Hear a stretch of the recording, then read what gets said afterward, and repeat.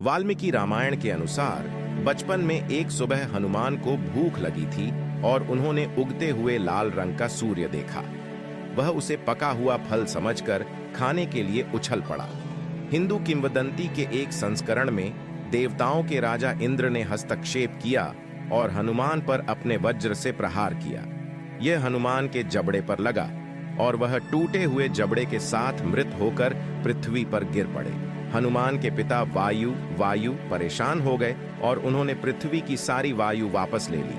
हवा की कमी से सभी जीवित प्राणियों को अत्यधिक कष्ट हुआ। इसके कारण शिव को हस्तक्षेप करना पड़ा और हनुमान को पुनर्जीवित करना पड़ा, जिसके परिणाम स्वरूप वायु को जीवित प्राणियों के पास लौटने के लिए प्रेरित किया गया। चूंकि गलती इंद्रदेव ने की थी, इसलिए उन्होंने हनुमान को यह वरदान दिया कि उनका शरीर इंद्र के वज्र के समान मजबूत होगा और उनका वज्र भी उन्हें नुकसान नहीं पहुंचा सकेगा।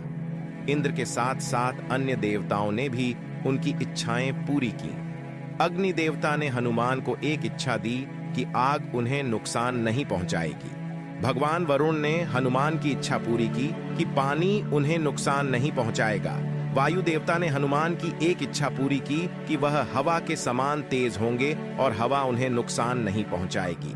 ब्रह्मा ने हनुमान को यह इच्छा भी दी कि वह किसी भी स्थान पर जा सकते हैं जहां उन्हें रोका नहीं जा सकता। इसलिए ये इच्छाएं हनुमान को अमर बनाती हैं, जिनके पास अद्वितीय शक्तियां और ताकत है। उनके बचपन की कथा के एक अन्य हिंदू संस्करण में, जो संभवतः पुराना है और 8वीं शताब्दी के धूर्तख्यान जैसे जैन ग्रंथों में भी पाया जाता है, सूर्य के लिए हनुमान की इकारस जैसी छलांग घातक साबित होती है और वह सूर्य की गर्मी से जलकर राख हो जाते हैं। उसकी राख पृथ्वी और महासागरों पर गिरती है। फिर देवता भूमि से उसकी राख और हड्डियां इकट्ठा करते हैं और मछलियों की मदद से उसे फिर से इकट्ठा करते हैं। उन्हें उसके जबड़े की हड्डी के एक टुकड़े को छोड़कर बाकी सब कुछ मिला। उसकी मां की ओर से उसके परदादा तब सूर्या से बच्चे को पुनर्जीवित करने के लिए कहते हैं। सूर्य ने उन्हें जीवित कर दिया, लेकिन हनुमान का जबड़ा खराब हो गया। कहा जाता है कि हनुमान ने अपना बचपन किष्किंधा में बिताया था। इस घटना के कुछ समय बाद हनुमान अपनी अलौकिक शक्तियों का उपयोग मासूम दर्शकों पर साधारण मजाक के रूप में करना शुरू कर देते हैं, जब तक कि एक दिन वह एक ध्यान मग्न आर्षी के साथ मजाक नहीं करते। क्रोध में आर्षी ने हनुमान को अपनी अधिकांश शक्तियों को भूल जाने का श्राप दे दिया। अभिशाप तब तक प्रभावी रहता है जब तक उसे वयस्कता में अपनी शक्तियों की याद नहीं दिला दी जाती। वयस्कता रामायण राम और उनके भाई लक्ष्मण राम की अपहृत पत्नी सीता की खोज करते हुए किष्किंधा पहुंचते हैं। नए राजा और राम के नए सहयोगी वानर राजा सुग्रीव राम की लापत पत्नी की खोज के लिए चारों दिशाओं में स्काउट्स भेजने के लिए सहमत होते हैं। दक्षिण में सुग्रीव हनुमान और कुछ अन्य लोगों को भेजते हैं, जिनमें महान भालू जांबवान भी शामिल है। यह समूह भारत के सबसे दक्षिणी छोर तक यात्रा करता है, जहां उनका सामना क्षितिज में दिखाई देने वाले लंका द्वीप, आधुनिक श्रीलंका, से होता है। समूह द्वीप की जांच करना चाहता है, लेकिन अब तक कोई भी तैर या कूद नहीं सकता है। इन महाकाव्यों में पात्रों के बीच ऐसी अलौकिक शक्तियों का होना आम बात थी। हालांकि जांबवान पूर्व घटनाओं से जानते हैं कि हनुमान आसानी से ऐसा करतब करने में सक्षम थे और अपना श्राप हटा लेते हैं। श्राप हटा, हनुमान को अब अपनी सभी गतिशील दिव्य शक्तियां याद आ गईं। ऐसा कहा जाता है कि वह पर्वत के आकार में परिवर्तित हो गया और संकरे रास्ते से लंका की ओर उड़ गया। उतरने पर उसे लंका के राजा रावण और उसके राक्षस अनुयायियों द्वारा बसाए गए एक शहर का पता चलता है। इसलिए वह एक चींटी के आकार में सिकुड़ जाता है और शहर में घुस जाता है। शहर की खोज करने के बाद वह सीता को राक्षस योद्धाओं द्वारा संरक्षित एक उपवन में पाता है। जब वे सभी सो जाते हैं तो वह सीता से मिलता है और चर्चा करता है कि वह उसे कैसे ढूंढने आया। वह बताती है कि रावण ने उसका अपहरण कर लिया था और वह उसे जल्द ही उससे शादी करने के लिए मजबूर कर रहा है। वह उसे बचाने की पेशकश करता है, लेकिन सीता यह कहते हुए मना कर देती है कि उसके पति को ऐसा करना होगा। प्राचीन भारत के समय से एक मान्यता। आगे क्या होता है यह अलग अलग है, लेकिन एक आम कहानी यह है कि सीता से मिलने के बाद वह उपवन को नष्ट करना शुरू कर देता है, जिससे उसे पकड़ लिया जाता है। कहानी के बावजूद वह खुद रावण के दरबार में कैद हो जाता है, जो हंसता है जब हनुमान उसे बताते हैं कि राम सीता को वापस लेने आ रहे हैं। रावण ने अपने सेवकों को अपनी सुरक्षा को खतरे में डालने के लिए यातना के रूप में हनुमान की पूंछ में आग लगाने का आदेश दिया। हालांकि हर बार जब वे जलाने के लिए तेल से लथपथ कपड़ा डालते हैं तो वह अपनी पूंछ लंबी कर लेता है ताकि अधिक कपड़े जोड़ने की आवश्यकता पड़े। यह तब तक जारी रहता है जब तक रावण का मन नहीं भर जाता और वह रोशनी शुरू करने का आदेश नहीं देता। हालांकि जब उसकी पूंछ जलती है तो वह अपनी पूंछ को पीछे सिकोड़ लेता है और अपनी अलौकिक शक्ति से अपने बंधनों से मुक्त हो जाता है। वह एक खिड़की से बाहर कूदता है और एक छत से दूसरी छत पर कूदता है, एक के बाद एक इमारतें जलाता जाता है जब तक कि शहर का अधिकांश हिस्सा जल न जाए। इस विजय को देखकर हनुमान वापस भारत के लिए प्रस्थान करते हैं। जब वह लौटता है तो वह अपनी स्काउटिंग पार्टी को बताता है कि क्या हुआ था और वे वापस किष्किंधा की ओर भागते हैं, जहां राम पूरे समय से समाचार की प्रतीक्षा कर रहे थे। यह सुनकर कि सीता सुरक्षित हैं और उनकी प्रतीक्षा कर रही हैं, राम ने सुग्रीव की सेना का समर्थन इकट्ठा किया और लंका की ओर प्रस्थान किया। इस प्रकार लंका का पौराणिक युद्ध शुरू होता है।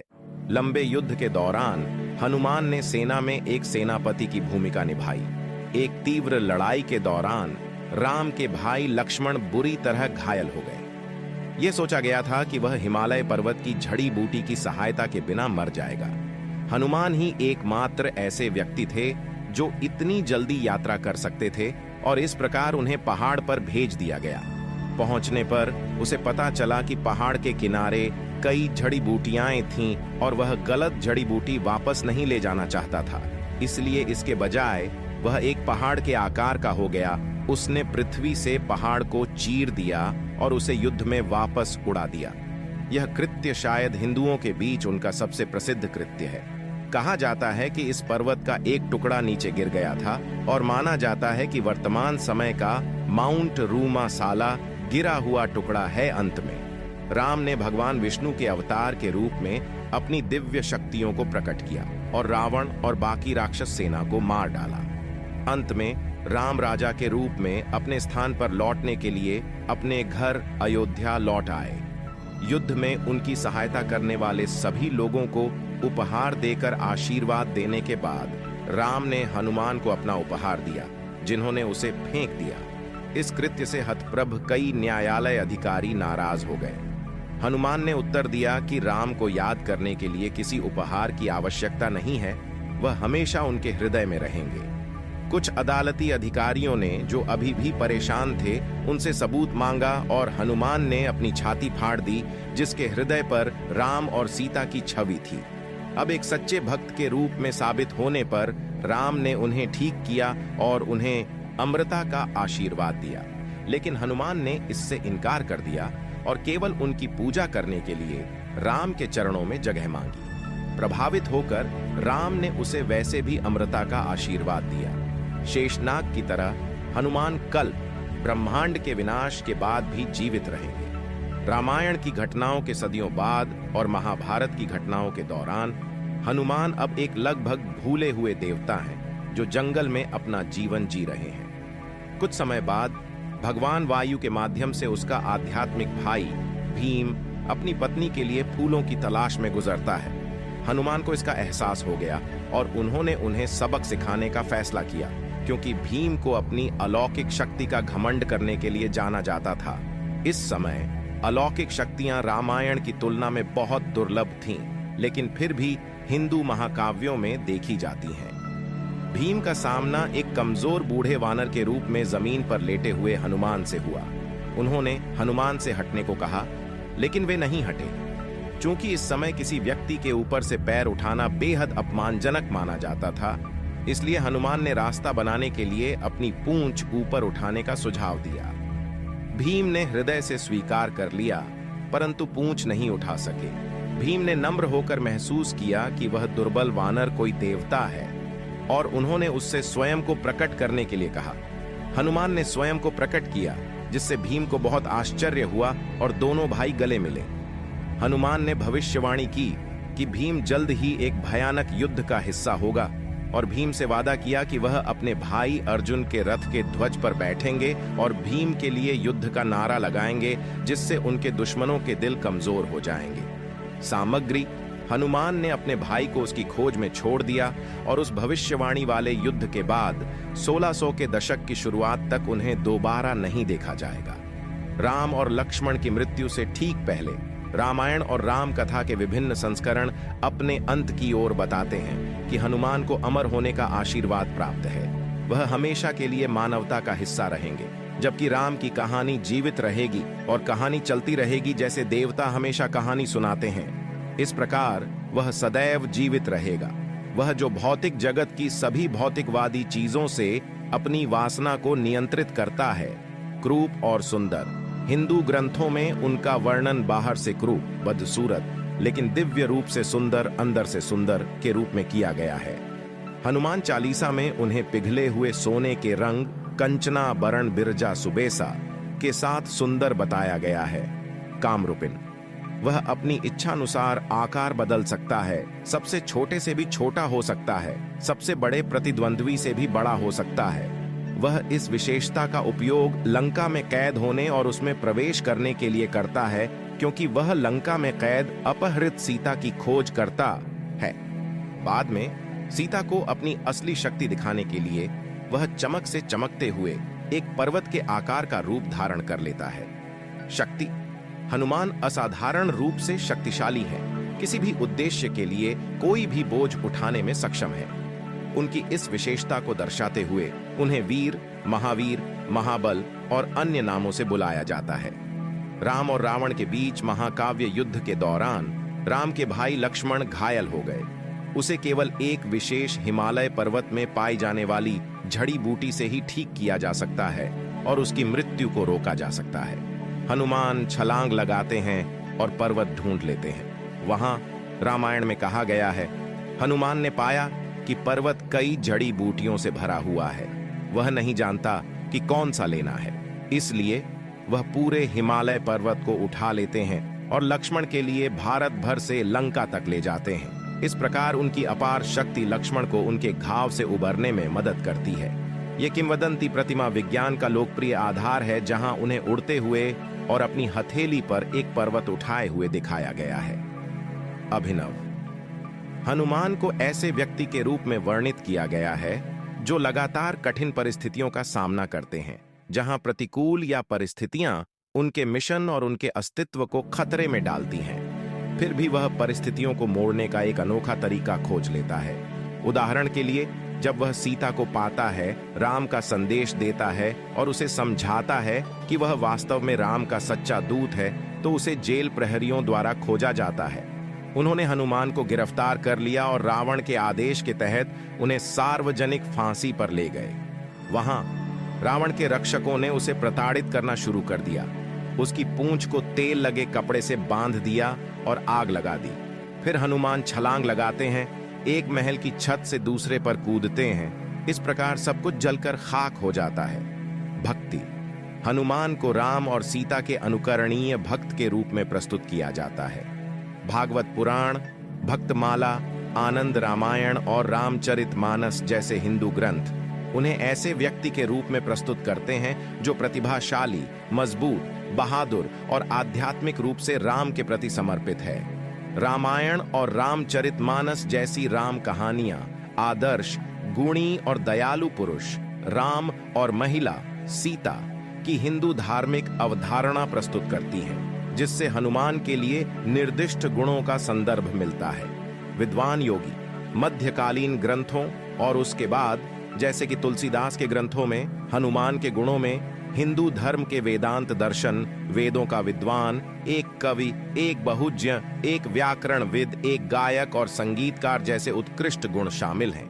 विघ्नहर्ता: भक्ति साहित्य में हनुमान विघ्नहर्ता हैं। अपने भक्तों को 8 सिद्धियों और 9 निधियों के दाता हनुमान को 8 शास्त्रीय सिद्धियों और 9 निधियों के दाता के रूप में वर्णित किया गया है। सीता द्वारा उन्हें दिया गया वरदान। और गोस्वामी तुलसीदास ने हनुमान चालीसा नामक अपने भक्ति भजन में भी इसका प्रसिद्ध वर्णन किया है। अष्ट सिद्धि 9 निधि के दाता। असबर दीन जानकी माता। 31 रोग पीड़ा और दुखों को दूर करने वाले, भक्तों के सभी प्रकार के रोगों पीड़ाओं और दुखों को ठीक करते हैं। राक्षसों, बुरी आत्माओं और नकारात्मक ऊर्जाओं का संहारक, भूत, बुरी आत्माओं और बुरे इरादे वाले मनुष्यों जैसे नकारात्मक प्रभावों से छुटकारा पाने के लिए हनुमान की पूजा की जाती है।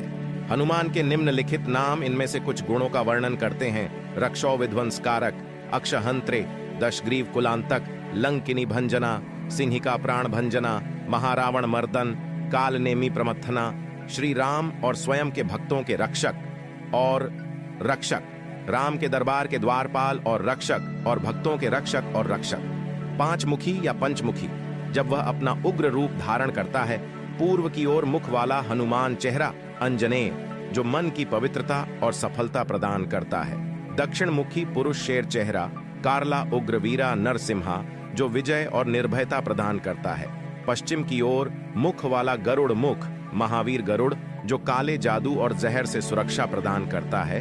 उत्तर दिशा की ओर मुख वाला सुअर मुख लक्ष्मी वराह, जो समृद्धि और धन प्रदान करता है। घोड़े का मुख है ग्रीव, आकाश की ओर ऊपर की ओर, जो ज्ञान और अच्छी संतान प्रदान करता है। सुंदरकांड रामायण की 5वीं पुस्तक हनुमान पर केंद्रित है।